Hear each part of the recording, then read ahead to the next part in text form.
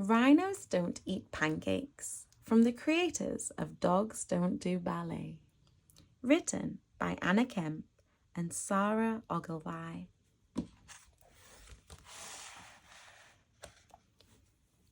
Daisy was eating her breakfast when a big purple rhino strolled into the kitchen. That's right, a big purple rhino. It was as big as a bus and as purple as a plum. It was also a bit peckish, so it took a chomp of Daisy's pancake and went upstairs. Mum, Daisy called. There's a big... Tell your dad, said Mum. He'll catch it in a mug and throw it out of the window.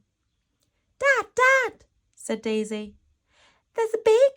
There's a huge... Shh, said Dad. The spider can wait. It's not a spider, Daisy shouted. It's a big purple rhinoceros. But, as usual, nobody listened. Meanwhile, the rhino made himself right at home. Daisy saw him in the hall and glimpsed him in the garden. She spied him in the bathroom and surprised him on the loo. But every time she tried to tell her parents, they'd say, Shh, Daisy, can't you see we're busy?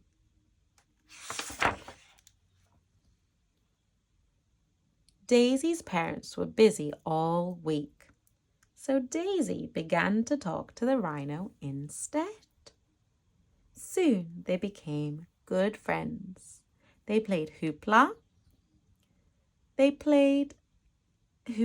and made pizza together, and the rhino tickled Daisy until she thought she'd burst.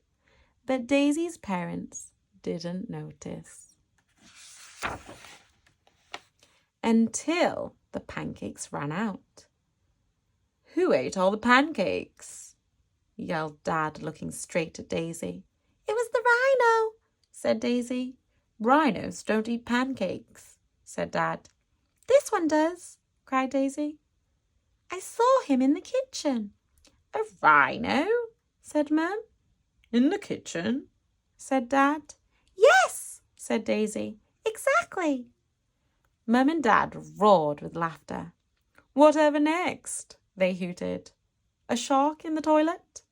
A polar bear in the fridge? There he is! Look! Daisy yelled. But Mum and Dad were so busy laughing they didn't even notice. Come on, Rhino, said Daisy. I've had enough of this. The rhino tickled Daisy with his horn, but she was far too glum to giggle. Mum and Dad never listen, she sighed. They are always a million miles away. The rhino sighed deeply through his big purple nostrils. I'm sorry, Rhino. Your family are a million miles away too, aren't they? The rhino nodded, and a lilac tear rolled down his cheek. Poor Rhino. That night, Daisy sat up, thinking of ways to get the rhino back home to his family. He was too heavy for a hot air balloon. He was too big for Daisy's rubby dinghy. She thought about lending him her bike, but the helmet would never fit. The next morning, Mum and Dad had a surprise. We're taking you to the zoo, said Mum, so you can see a real rhino. What do you think of that? Grinned Dad. Daisy thought it was a stupid idea when there was already a perfectly good rhino sitting on the sofa. But she didn't say so. What was the point? Nobody would listen. At the zoo, Daisy saw yellow giraffes. She also saw red parrots, orange and black tigers, and grass-green snakes. But she couldn't help thinking about her poor purple rhino.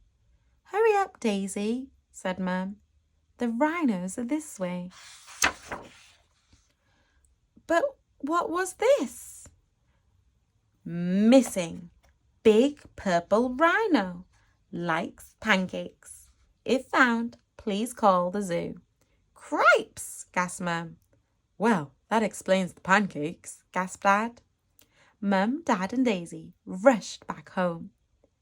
And guess what they saw when they got there? That's right, the biggest, purplest rhinoceros in town. "What did I tell you?" Daisy said, grinning from ear to ear. "I'm phoning the zoo," said Mum. The rhino looked startled. "No," said Daisy, "not the zoo. He needs to get back to his family. They're 1,000,000 miles away." "Well, we'd better get a move on," said Dad. "The next flight to 1,000,000 miles away leaves this afternoon." The rhino packed his suitcase while Daisy found his hat.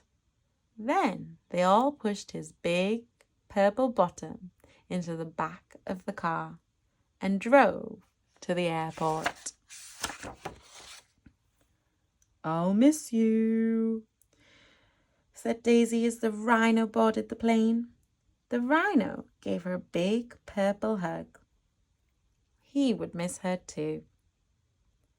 Back at home, Daisy began to feel lonely again. Who would listen to her now? But little did she realize that everything was about to change.